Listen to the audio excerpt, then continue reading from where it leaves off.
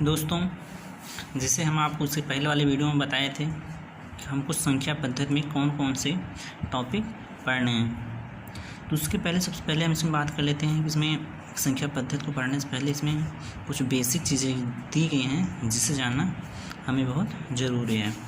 इसमें सबसे पहला पॉइंट है धन पूर्णांक क्या होता है। जितनी भी प्राकृतिक संख्याएँ होती हैं वे सभी धन पूर्णांक कहलाते हैं। जैसे आपका 1 2 3 4 5 डॉट डॉट डॉट इनफाइनाइट तक, इन्हें हम आई या एन द्वारा प्रदर्शित करते हैं।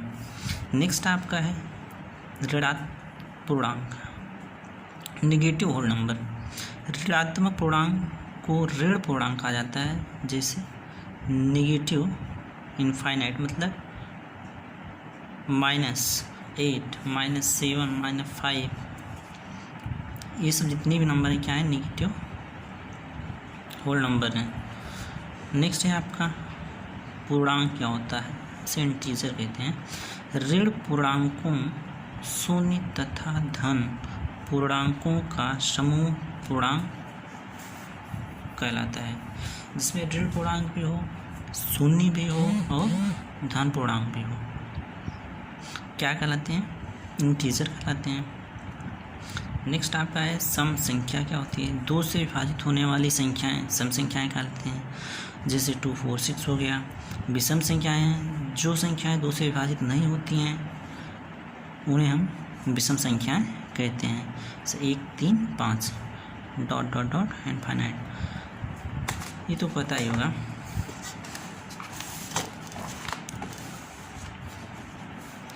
नेक्स्ट है भाज्य संख्याएं क्या होती हैं, देख लीजिए।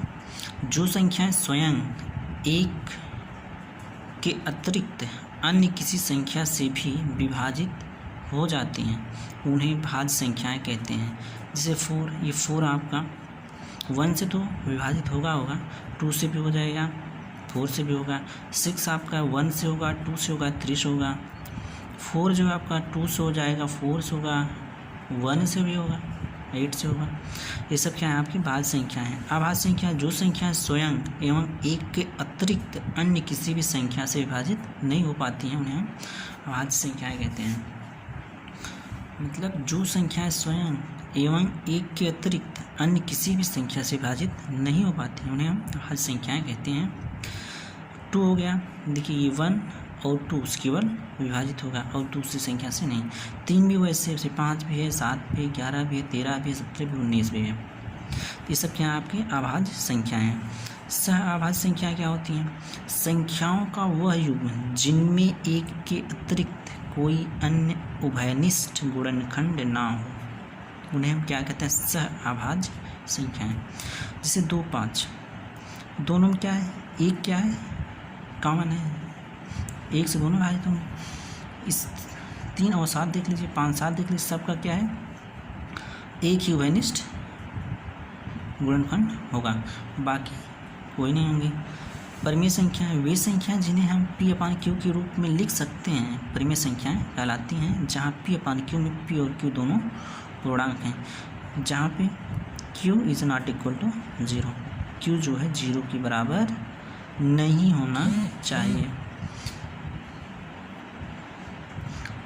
जैसे 5/7 आपका हो गया, 7/11 हो गया, 3 हो गया, 5 हो गया, इसको 3/1 5/1 के रूप में लिख सकते हैं, मतलब P/Q के रूप में लिख सकते हैं। यहाँ पे क्या है, Q जो है 0 के बराबर नहीं है।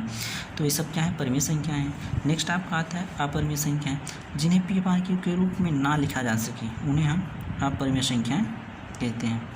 आपका क्या, पाई हो गया, √2 √3 -√2 -√3 इत्यादि। नेक्स्ट आपका है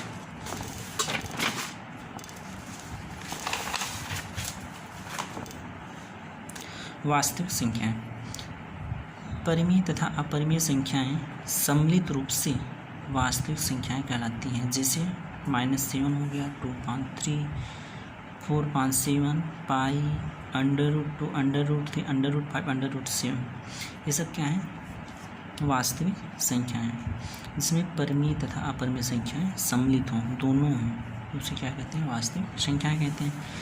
क्रमागत संख्या क्या है? क्रम से आने वाली संख्याएं, जैसे 13 हो गया, 14, 15, ये सब क्या है आपकी क्रमागत संख्याएं हैं।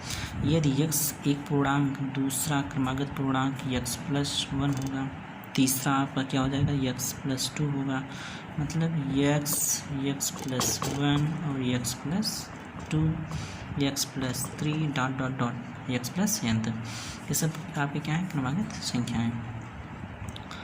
क्रमागत सम संख्याएं देख लीजिए।